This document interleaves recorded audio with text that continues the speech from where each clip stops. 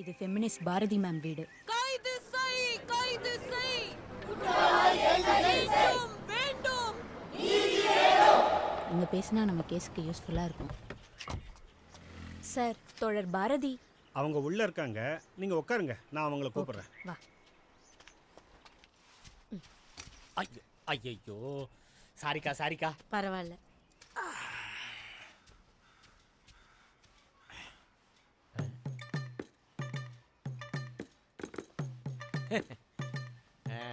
Madam தான் நம்மளை போதை கைன் டெஸ்ட் எடுக்க வச்சாங்க. ஃபீலிங்ஸ் ஓகாரியா. உட்காருங்க உட்காருங்க, ஒரே நிமிஷம். ஃபேன் போட்டுக்கோங்க. இந்தாங்க காஃபி சாப்பிடுங்க. சூடு ஓகேயா பாருங்க. எதுக்குப்பா இப்ப காஃபி இல்ல? குடிச்சுக்கிட்டே வரேங்க. சரி கொடு. Sorry sorry. உங்களுக்கு காஃபி வேணாம். Show sure. சொல்லுங்க. உங்ககிட்ட ஒன்று கேட்கலாமா தோழர்? ஐயோ, என்ன தோழர்லாம் கூப்பிடாதீங்க, அதெல்லாம் ரொம்ப பெரிய வார்த்தை. நீங்க ஏன் உங்க ஹஸ்பண்டுக்கு இந்த வேலையெல்லாம் பார்க்குறீங்க? காஃபி போட்டு கொடுத்ததா? நான் உங்களையும் தானே கேட்டேன். அப்படின்னா நான் உங்களுக்காக வேலை செய்யறதுக்கா பிறந்திருக்கேன்? நான் உங்களை கேட்டது ஹாஸ்பிட்டாலிட்டி, அவரை கேட்டது லவ். அவர் சம்பாதிக்கிறதெல்லாம் நான் உரிமையா செலவு பண்றேன்ல, அப்ப நான் என் புருஷனுக்கு செய்யறதுல என்ன தப்பு? இட்ஸ் மை சாய்ஸ் இல்ல? அக்காவை பாரு, என் வேலை பிடிக்கல, சேலை கட்ட பிடிக்கலன்னு ஏதாவது நொட்ட சொல்கிறாங்களா? அவங்களும் பொம்பளை தானே. எங்கள் அம்மாலாம் அந்த காலத்தில் அடி பைப்பில் தான் போய் தண்ணி பிடிக்கும். ஏதாவது அரைக்கணுன்னா அம்மிக்கல் தான், மாவுன்னா ஆட்டுக்கல் தான், துவைக்கணுன்னா கல்லில் தான், அதுவும் கையில் தான் துவைக்கணும். ஒரு நாள் சலிச்சுக்கிட்டது இல்லை. இப்போ இந்த எல்லா வேலையும் செய்கிறதுக்கு எல்லா மிஷினும் வீட்டுக்குள்ளாரையே இருக்குது. சுவிட்சு போட்டால் போதும். சுவிட்சு போடுறதுக்கு இவங்களுக்கு வலிக்குது இல்லை? ஆ, சுவிட்சு போட்டால் எல்லா வேலையும் முடிஞ்சிடும். ஆனால் அந்த சுவிட்சை கூட பொம்பளை தான் போடணும் இல்லை தம்பி? புரியுது, உங்க குழப்பம் எனக்கு புரியுது. என்னப்பா சேலை கட்டிட்டு இருக்கா, வீட்ல குடும்பம் குழந்தைன்னு இருக்கா, இவளுக்கு ஃபெமினிசம் பத்தி பேசுறதுக்கு என்ன தகுதி இருக்கு? அப்படித்தானே யோசிக்கிறீங்க? ஏன்பா ஃபெமினிஸ்ட்னா உள்ள புருஷனோட சந்தோஷமா இருக்க கூடாதானே? அது எவ்வளவு முட்டாள்தனம் இல்ல? ஃபெமினிசம்ங்கிறது ஒரு தனி பிறவி இல்லப்பா, அது ஒரு கொள்கை, உணர்வு, சுயமரியாதை. அது எங்க குறைஞ்சாலும் நான் கண்டிப்பா தட்டி கேட்பேன். யார் என்னெல்லாம் பார்க்க மாட்டேன்.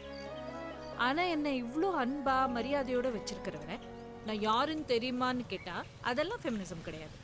இந்த துணியை பிடிச்சி தான் போடுறேன்னு சொன்னோமா? ஆட போங்க தம்பி. 1000 வருஷமா நம்மளை அடிமையா வச்சிருந்த சப்ரஷனோட வெளிப்பாடு தான் தோழர் இது. இதை அவங்க ஃபேஸ் பண்ணி தான் ஆகணும். உண்மைதான். அவங்க 1000 வருஷமா நம்மள அடிமையா தான் வச்சிருந்தாங்க. அதுக்கு மன்னிப்பே கிடையாது. அதுக்காக நான் வச்சதுதான் சட்டம்னு ஒரு ஆண் சொன்னா அது ஆணாதிக்கம்னா, நம்மளும் அதே சொல்லிட்டு அது பெண்ணியம்னு சொல்றது எவ்வளோ அயோக்கியத்தனம் இல்லை? வயசு காலத்துலேருந்து எங்கள் அப்பனுக்கு சோறாக்கி போட்டேன். அப்புறம் என் புருஷன், என் புள்ள, நாளைக்கு என் பேரன்.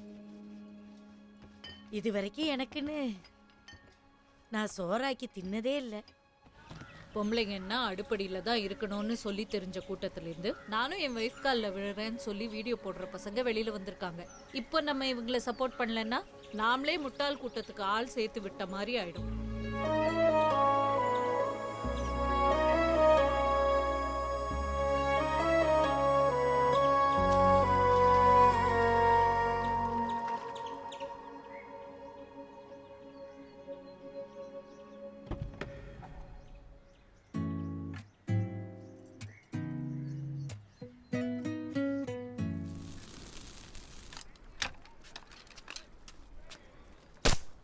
மியூச்சுவல் டைவர்ஸு, மெயின்டெனன்ஸு இதெல்லாம் கொடுக்காம இருக்கிறதுக்கு இவ்வளோ வழி இருக்கும்போது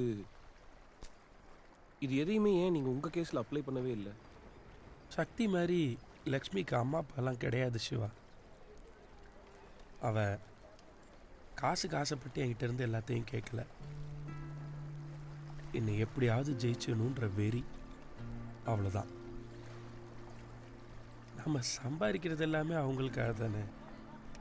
அப்புறம் அவங்களுக்கு கொடுக்காம யாருக்கு கொடுக்க போகிறோம்? அதான் கொடுத்துட்டேன். உங்கள் ஒய்ஃபாவது லாயர், தைரியமான ஆள். ஆனால் சக்தி அப்படி இல்லை சார். அவளுக்கு அவ்வளோ விவரம் பத்தாது. இப்போ கூட இந்த கேஸில் டைவர்ஸ் ஆயிடுச்சுன்னா அவள் அவங்க அம்மா அப்பா கிட்டலாம் போக மாட்டான். எப்படி இந்த கேஸில் ஜெயிச்சிட்டா உங்கள் ஒய்ஃபுக்கும் அவள் முக்கியமானவளோ இல்லாமல் போயிடுவா. அவள் காசுக்காக வேலைக்கெல்லாம் போய் கஷ்டப்படுறான் சார். நல்லா சாப்பிடும். அவளுக்கு 5000 ரூபாய் குறைச்சி துணி எடுக்க கூட தெரியாது. கல்யாணத்துக்கு முன்னாடி என்கிட்ட ஒரு வாட்டி சொன்னா, எனக்குன்னு ஆசை கனவுலாம் பெருசா எதுவும் கிடையாது, வீட்டில் இருக்க ஆம்பளை என்ன சொல்லுவான்னு பயப்படாம நிம்மதியான ஒரு வாழ்க்கை.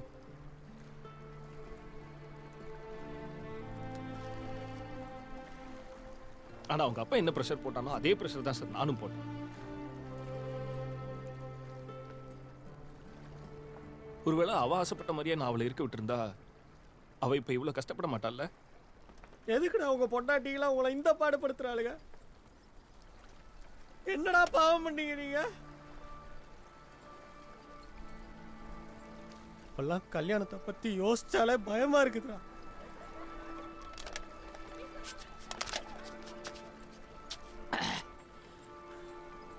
என்னடி வேணும் உங்களுக்கு? எதுக்குடி இந்த பாடுபடுத்துறீங்க?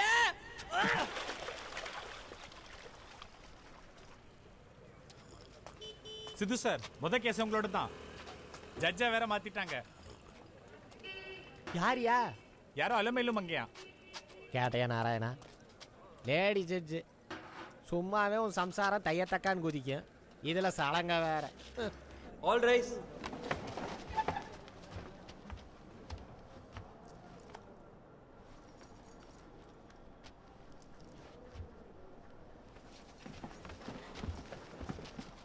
(2854/2024) சக்தி சிவா.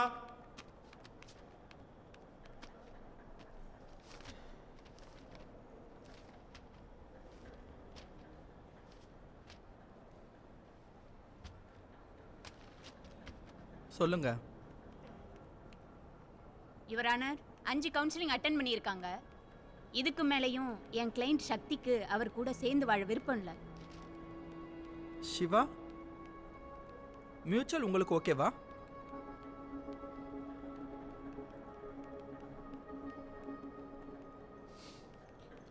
சம்மதம் மேடம்.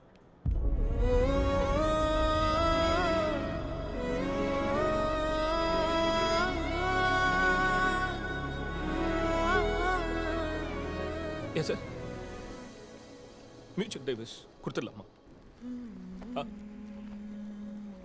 அவ மெயின்டெனன்ஸா என்ன கேட்குறாளோ அதையும் கொடுத்துடலாமா?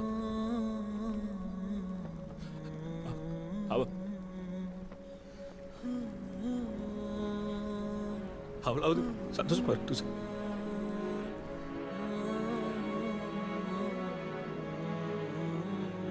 உங்க டிமாண்ட்ஸ் என்ன? மந்த்லி மெயின்டெனன்ஸ் வேணாம். ஆஸ் பெர் லா அவரோட 50% ப்ராப்பர்ட்டிஸை லம்சம் ஒன் டைம் செட்டில்மெண்ட்டாக கொடுக்கணும் யுவர் ஆனர். சம்மதம் கோர்ட்டார். கான்ஜுகல் ரைட்ஸையும் வித்ட்ரா பண்ணிடுறோம். இன்னைக்கு இவ்வளோ அமைதியாக 2 பார்ட்டிஸும் எல்லாத்துக்கும் சம்மதம் சொல்கிறீங்க. பின்ன இத்தனை வாய்தால எதுக்காக சண்டை போட்டீங்க? சொல்லுங்க மிஸ்டர் நாராயணன். தன்னோட இந்த திருமண வாழ்க்கையை எப்படியாவது தக்க வச்சுக்கணும்னு என்னோட கட்சிக்காரர் எல்லா விதத்துலேயும் போராடினார். ஆனால் அவரை விட்டு பிரிகிறது தான் உண்மையிலே சுதந்திரம்னு அவங்க நினைக்கிறப்ப அவங்களோட உணர்வுகளுக்கு மதிப்பளித்து அவங்க கேட்குற விவாகரத்தை கொடுக்க முன் வந்திருக்கார் யுவர் ஆனர். இது என்னோட முதல் ஃபேமிலி வெல்ஃபேர் ஜட்ஜ்மெண்ட். இந்த நாட்டோட வரலாறில் ஒரு ஆணுக்கும் பெண்ணுக்குமான வழக்குக்கு ஒரு திருநங்கை நீதிபதி போடுற முதல் கையெழுத்து. அதனால் அந்த பொறுப்பு எனக்கு இருக்குது. நீங்கள் ஏன் உங்கள் கட்சிக்காரர் அவரோட மனைவியோடு சேர்ந்து வாழணும்னு நினச்சிங்க? உங்கள் ஆர்குமெண்ட் என்கிட்ட வைங்க, ஒரு ஃபைனல் சான்ஸ் தரேன்.